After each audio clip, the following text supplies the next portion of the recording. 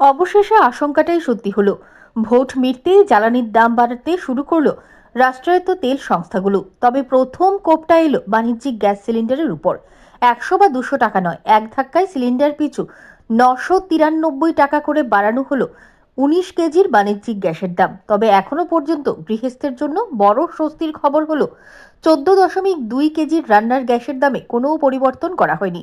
সাধারণত মাসের শুরুতেই রান্নার গ্যাসের দাম ঘোষণা করা হয়, কখনো দাম বাড়ানো হয়, আবার কখনো কমানো হয়। যদিও গত কয়েক মাস ধরে লাগাতার বাণিজ্যিক গ্যাসের মূল্য বৃদ্ধি হচ্ছে, সেই অনুসারে 1 মে থেকে ব্যবসায়িক প্রতিষ্ঠানে ব্যবহৃত 19 কেজি সিলিন্ডারের দাম 994 টাকা এক লাফে বাড়িয়ে দিল কেন্দ্র।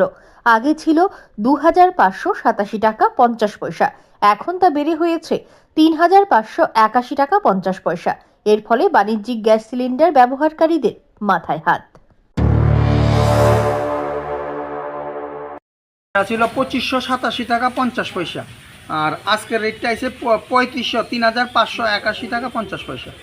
তাহলে আপনার এই ফিগারটা 994, 994 টাকা আছে। KG commercial, 19 KG commercial cylinder.